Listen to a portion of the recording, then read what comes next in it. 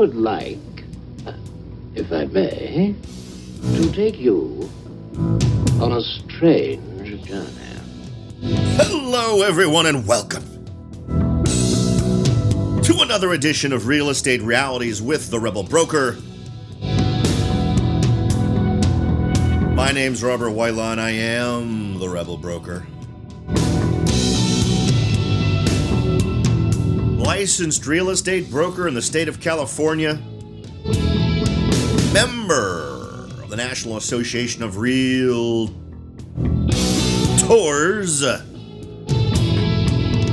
But please, don't hold that against me.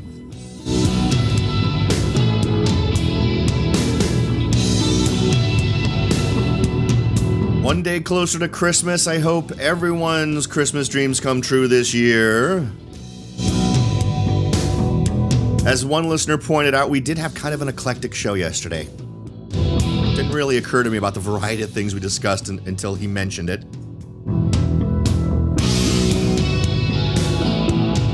I think it was a good one, though. I think it's good to think about those things at least once a year, right? And why not do it as a year comes to a close? And of course, as one year comes to a close, another one gets ushered in, and that is 2017. Part of yesterday's discussion was a bit on what a few of the different players seem to say about what the market's going to do. And as we pointed out, it's always good to sort of keep mindful of the biases of the folks that are providing the information, or at least interpreting the data. Today, we're going to spend our time talking about 6 predictions from Zillow for housing in 2017. I think some of them are interesting and worth thinking about because they absolutely have made a prediction here that directly affects or potentially affects what your decision might be relating to your strategies for real estate investment in 2017. So that's a good one, right? We'll also try to see if we can't suss out. Now I am totally hyper aware of whenever I say suss out. I think it was that Scott Blasius guy who, or was it someone else? I can't remember, who called out me using the phrase suss it out. And now every time I say it, I get all self-conscious. Anyway, so we will absolutely jump into that. We will talk about Zillow's 6 predictions for 2017. Absolutely worth a read. Because you know what? There's interesting fuel here for all the strategies. So we'll see. And of course, these are numbers that are sort of supposed to be sort of a general national indicator type of thing. So what you're probably going to look for whenever I get national numbers, just to sort of set the table, let's set the table for this little meal, this little data meal that we're about to enjoy. Whenever I get numbers that tell me about the average, you need to try to translate that to your local marketplace. Now, given where I live, my expectation is that whatever they're saying the average is for the nation, I should be able in many areas to bank on better. Simply because the market here tends to do that. So if they throw out a number about how much home value will increase in 2017, well, I'm going to assume that my area is probably going to enjoy a little bit more than that. And how can you use this general information? Well, to help you focus on the data in your area that will either indicate your community is going to be a positive contributor to this or going to be on the opposite side. It gives you some places to start, some questions to ask your real estate person. I'm assuming you've got a real estate agent or maybe you've got your own license. I know there's a ton of you out there who have your own real estate license because I hear from you a lot. Who have access to the MLS and all this other kind of stuff. But it gives you clues on different pieces of data to look at to help you make good investing decisions.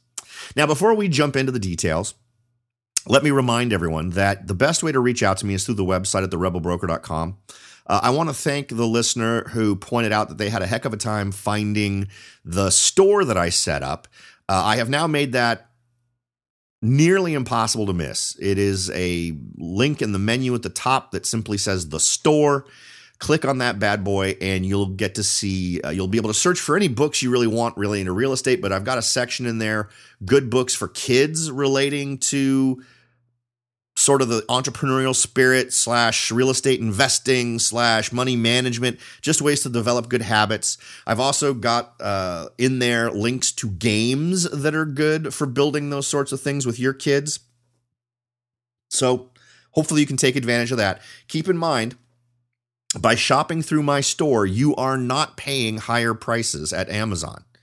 You're simply giving a little bit of a kickback to the show and supporting the show. So it's a great way for you to win and pay the price you'd pay anyway, but then also show a little love and support for the show. And I appreciate those of you who have done that.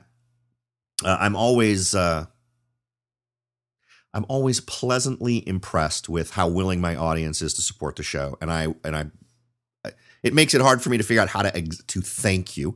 But I try to make sure you understand that I'm aware of it and I appreciate it, because that's really, I think it's important for you to understand that I realize the great courtesy that you do me by doing that kind of stuff. If you'd like to reach out via email, just simply click on the same menu bar, I think it says contact, and just do that one. And of course, if you'd like to support the show by taking the survey, you can do that and not only support the show, but put yourself into the drawing for a $50 gift card at Amazon.com. Just click that red button at the tippy top of the page that says take the survey to support the show. When you're asked for your email address 2 different times, use the same email address and then answer the handful of questions and you're done. And then you'll hopefully be able to join the ranks of the folks who have already managed to win a total of $150. We've had winners in October, November, and December. We'll have another one in January. And who knows, it might just be you next time. So it's just my way of thanking the audience for going to the trouble of supporting the show through taking the survey. And of course, finally, if you'd like to join the Rebel Underground, just text the word Rebel Broker to the number 44222. That's the word Rebel Broker to the number 44222. You'll get a text in response so you know it went to the right place. Simply do what that response asks you to do, and you are in.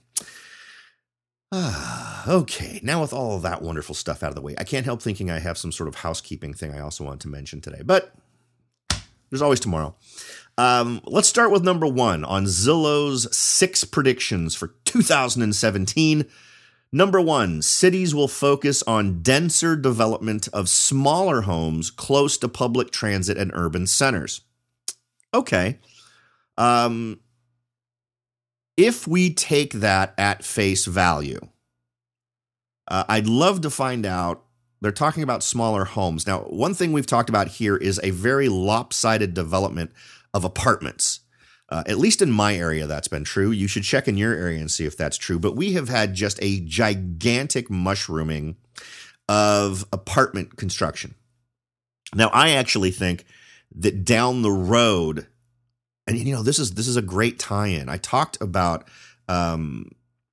the interview I did with Francis Greenberger, and I realized I haven't posted that yet, and here's why.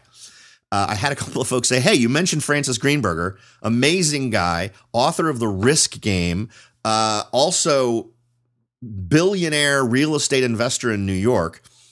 Why have you not posted that interview yet? Well, you know what? I want to post it when everyone's sort of gotten back into their normal life cycle instead of this holiday thing. I want the maximum number of people to hear it because I think it's a fan-freaking-tastic interview. I enjoyed doing it, and it was great to talk with him. And it was fantastic for him to be willing to take time out for a little show like mine. But I've also got some cool surprises for you that I'm not gonna. I tend to be the guy who gives up the secret, but I've got a handful of cool little secrets for you relating to that interview. So make sure to listen to the show. There's definitely going to be a bang for the buck in doing that, but expect to see that in the first week of January at the very latest. Okay. So why do I make that connection? Well, for those of you who don't know who Francis Greenberger is, he is,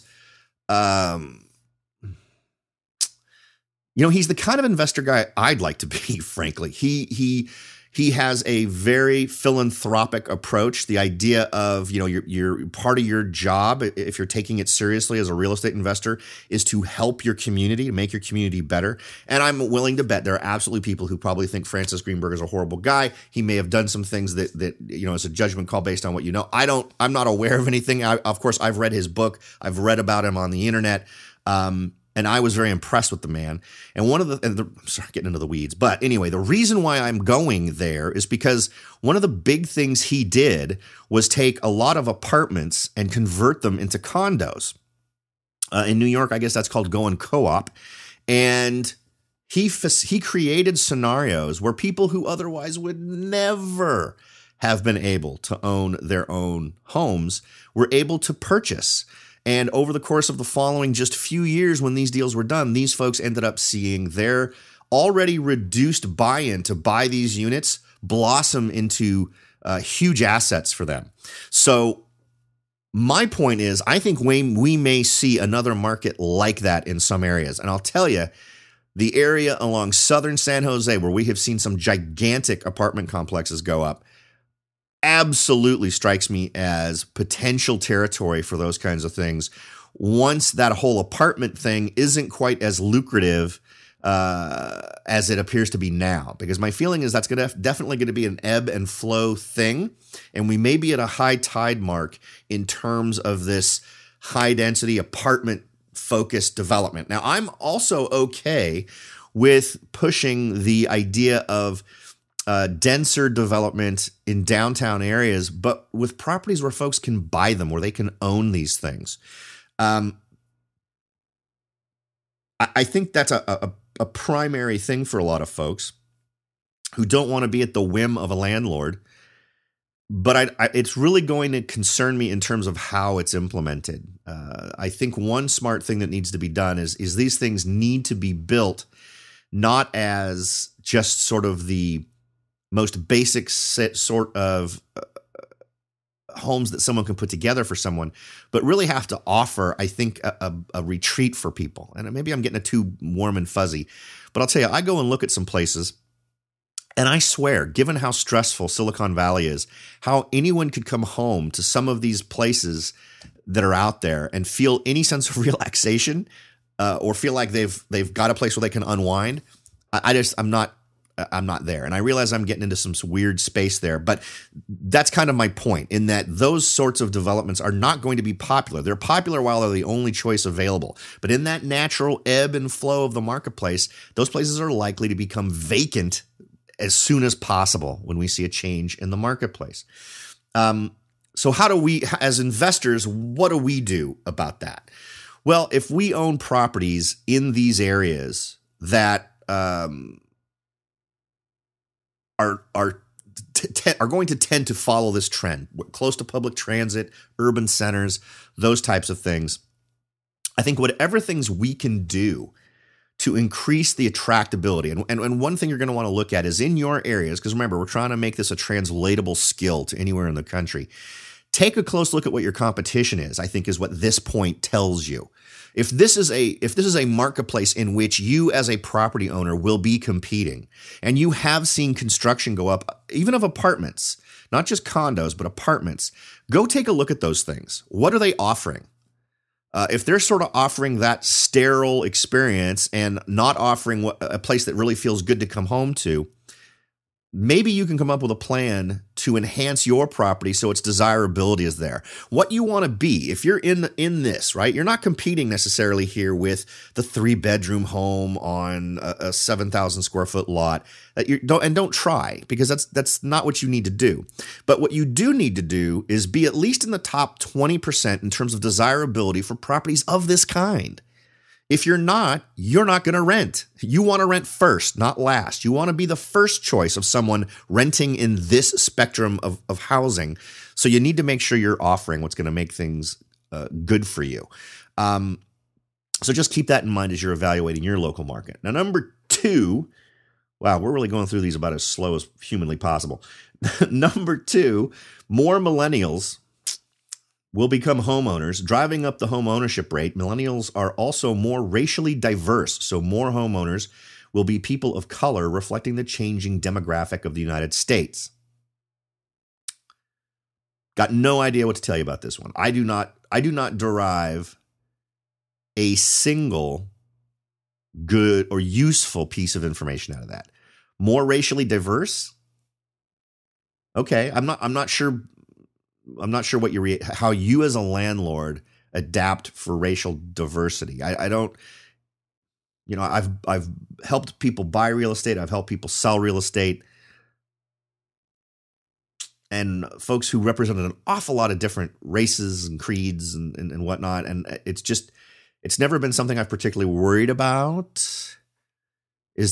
I guess. Okay, so if you are noticing that one group of buyers is particularly dominant in your area, maybe we've talked about this before, right? In terms of like feng shui as it appeals to folks from Asia or whatever else, right? Things that I may not even be aware of from various cultures of what's important to them to have in a residence, right? So maybe that's the thing to derive from it.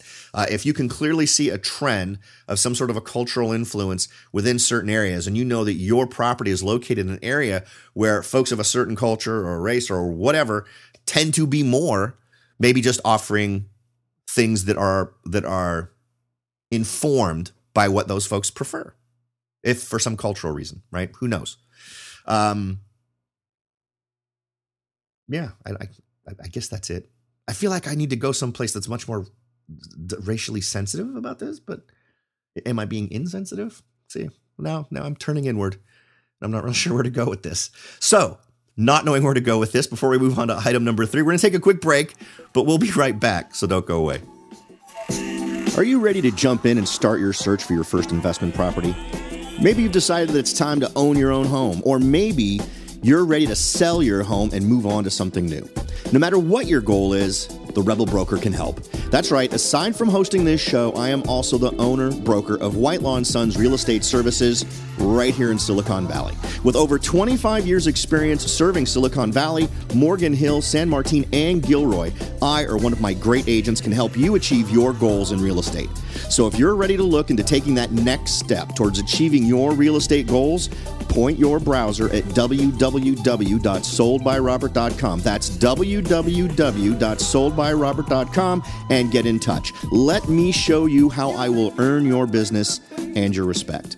Again, that's www.soldbyrobert.com, or you can call me at 408-852-0525. California Bureau of Real Estate ID 00984-909. Hello, everyone, and welcome back. Just taking a little drinky drink. All right. We are talking about Zillow's 6 predictions for 2017, for what they're worth, see if there's any wisdom that we can suck from the marrow of those bones, and move forward with them into a 2017 that's just a little bit more prosperous because we know about it. We went over items 1 and 2 on the list, so we're not even halfway through yet. Number 2, I guess I kind of made it relevant. I don't know. I still feel like I need to say something more politically correct about that topic, and not being a horribly politically correct guy, I guess I'm just going to move on to item 3. Number 3, rental affordability will improve as incomes rise and growth in rents slows.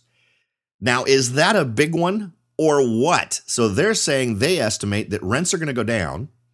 I am guessing that when they say rents are going to go down, they're talking about apartments, because in my area, I do not see single family residential rents coming down at all. Incomes rise is their estimate. And I'm not sure I see that as a thing. And if we compare it to inflation, which we should, I honestly don't see it happening. I don't think that incomes will rise in comparison to inflation. In fact, I would guess that they might barely keep pace with inflation as we move forward with other things we've talked about here on this show as it relates to automation and other industries. And as that mushrooms bigger and bigger, it's not obviously all going to hit in 2017, but I think we'll start to see the first hints of it. We'll start to see those very first McDonald's that open up with kiosks instead of people. So I'm not sure I buy that one. However, I do think that in many areas that rents will slow for apartments. So what does that mean to you as an investor? Well, maybe it means that if you're out there looking to invest in your next property or your first property, you want to stay away from properties that are very much playing in the same playground as an apartment. Maybe you grabbing that quad or larger apartment complex, if you're going to do it, you need to make sure that the numbers work without any rental growth for a few years, or even you project having your rents, just for the sake of being safe, some percentage below what you think it would go for with your improvements, right? Normally, if you're going to acquire an apartment complex, you don't just go in there and start renting. Sometimes you do if the numbers work, but a lot of times you're going to go in there and you're going to be making changes that make it more rentable, make it more desirable, because you want to create a space that, as we said, is in that top 20%. So when people want to rent a property of your kind, you're one of the first places they try to go. And two, you give enough amenities that you retain the good renters, right? The folks who might be tempted to say, well, let's kiss off this rental apartment style thing and go with just a really small single family residential home for just a little bit more. You want what you have in terms of amenities to make it more attractive, to make that move a tougher thing for them to decide to do, right? Because you want to keep those good tenants. If you start to see slow rental growth, you're going to need to compensate for that. And I think what you need to do is understand is if in your area you're seeing a lot more of an increase in apartment complex construction, be ready to manage that. Budget forward to not have much rental growth in order to compete with these newer units. And I'm not seeing consistently smart unit development in other areas. Now, in Silicon Valley, I'm tending to see units that have laundry facilities inside each unit. I'm tending to see ones that have some pretty decent appointments, but they're just crammed elbow to elbow. So that'd be a downside, right? So if you were competing again in this style of marketplace, maybe places that feel like they have a little bit more elbow room. Maybe yours are nestled in a neighborhood where there's only 2 stories and across the street are regular houses, which can feel a lot better to come home to than an apartment complex that's 6 stories tall. There are 8 buildings on the campus of this apartment complex, and out your window you see the apartment complex across the street, right? That's a different vibe, and it tends to be a little bit less desirable than something that you might offer, say, right? So it's a way for you to differentiate. Number 4 on Zillow's list for 2017, buyers of new homes will have to spend more as builders cover the cost of rising construction wages, driven even higher in 2017 by continued labor shortages, which could be worsened by tougher immigration policies under President-elect Trump. So that's an interesting one. The immigration discussion is kind of interesting to consider in terms of the level of impact it would have on construction. And I'm just not so sure that this is a thing. Are we really seeing a dramatic labor shortage in construction? I've read local stuff that indicates that's not a problem. That's not a thing. But then I've read some national stuff that indicates that there are some areas where this is a problem. It seems to me, though, that these things tend to fluctuate pretty quickly. It tends to be a pretty responsive work market. So what I mean by that is if in an area you suddenly do find a lot more construction jobs cropping up, there may be a bubble for a period of time, but you tend to see folks step up to fill the demand of that bubble pretty quickly. At least that's what I see here locally. So I don't know if that's going to be something we can count on nationally. As someone who's investment minded, this would not be one I would worry about a lot. Yeah. So, number 5. The percentage of people who drive to work will rise for the first time in a decade as homeowners move further into suburbs seeking affordable housing, putting them further from adequate public transit options. Okay. Again, we'll just assume that's true. The percentage of people who drive to work will rise. I would have guessed that's been rising kind of consistently. Anyway, it has been here. I know plenty of folks who commute 45 minutes to an hour each way to get to work. Maybe that's just a Bay Area thing. So what does that tell us? Well, if that is absolutely something that plays a part in our local marketplaces, what will be the valuable things? What will be the things that you can offer to a tenant that they're going to be looking for? Well, access to public transit, right? Bus stops, whatever, train stops, streetcar stops, whatever it is you happen to have. Elevated trains, I do not know. Whatever you happen to have in your area, but make things that make it easy for folks to get to work.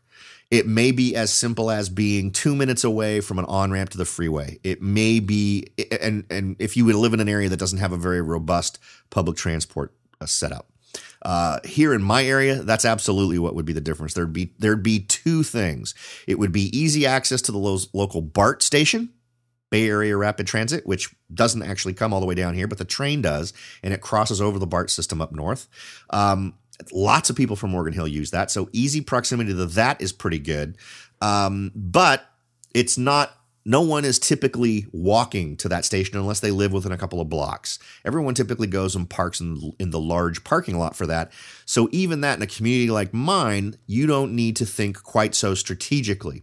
But being close to the freeway does tend to make a bigger deal. But having that station right there in Morgan Hill is actually something to bring up with all potential buyers. And I do that, and I find folks are equally interested in the fact that they're close to the freeway and have the option of going to that local train station. So maybe that's the same dynamic in your community. If you're looking to invest, if you're looking to get that first investment property and entice renters, or if you're looking to do your first flip, easy access to all of those things are things you're absolutely going to want to focus on if this dynamic ends up being true. All right. Number 6, big number 6. This is it. This is the last one on our list. This is an interesting one too, because it's one of those ones you're going to want to use as a metric to gauge what's going on in your community. And my suggestion is going to be go to Zillow and plug in your community and see where your community comes in as it relates to these average numbers they're giving for the nation. Number 6, home values will grow 3.6% in 2017. According to more than 100 economic and housing experts surveyed in the latest Zillow Home Price Expectation Survey, national home values have risen 4.8% so far in 2016. So what does that tell us? It's good that they gave us both numbers, right? So they do expect home values to slow by a whopping 1.2%, right? That's a pretty big drop over the course of 1 year nationally on average. Figure out where your community sits on this scale. You may actually be in a community where you're seeing a year-over-year increase in terms of expectations, which indicates a growth in your marketplace. And the absolute next question you should ask yourself is why? What's drawing folks to your community to cause this growth where on average we're expecting to see slowing of growth, right? Because that's an interesting thing. You see that dynamic in your community, you want to know why, because you want to see how you can leverage off of that change in your property. Do you need to be closer to a certain part of town where jobs are suddenly being created? Do you need to make sure you're providing a property that's going to let a very high-tech minded person be comfortable? What is it? What's drawing them in? Because if you can figure out where those folks are coming from, when your local community is bucking the trend, you're going to be in that top 20% in terms of desirability because you know why those folks are moving to town and you'll be able to take advantage of that. Make sense? And that's true of whether you're going to be a person who buys, holds, and rents, or whether you're going to be someone who buys and flips. So keep that kind of stuff in mind. Knowing strategically what you offer sits in the marketplace is absolutely huge. Now, on the flip side of this, if you are seeing yourself getting a bigger percentage drop in expected value, or maybe even the expectation for your community is that property values go down, well, you're going to want to figure out why. You're going to want to figure out how wide that net is cast in your overall community. Is it just certain parts of your community that are expected to see this happen? Or is it something else? Try to track that down. And again, just like on the bright side of things where you're anticipating where growth is happening and why it's happening, you want to be able to take this other information and anticipate the negative side of it and see if there's a way for you to move your level of interest or move your focus in terms of what you're looking for into areas that are going to do better at preserving your property value. And also a couple of things to keep in mind that I've seen in some communities and that can concern some folks more than maybe it should. One is property values may go down in a certain area, but that does not necessarily translate into a reduction of what homes rent for. Now, a really good example of that is when property values were at their lowest, rents were ridiculously high compared to that. I can remember doing shows where we would randomly pick a listing in all these different communities and run the numbers and realize this is positive cash flow right out of the gate. This is pay asking price for this property that's already been on the market for 6 months, and you're going to be positive cash flow given what properties on the same street are renting for. Right? Those are the good old days. That may not be as common anymore, but it's just important to understand that it's more of a strategy influencer than anything else. And also the ability to be adaptable. If you go in and you decide you're going to do a flip and you find you're caught out, right? The data was indicating one thing when you started this process. You've gotten out of the point where you've closed and you want to do this flip and you're just not able to get the amount of money you wanted to get for the property based on your flip. Switch that strategy around, become a renter, become a landlord, and just go with that until property values catch up to where you want them to be.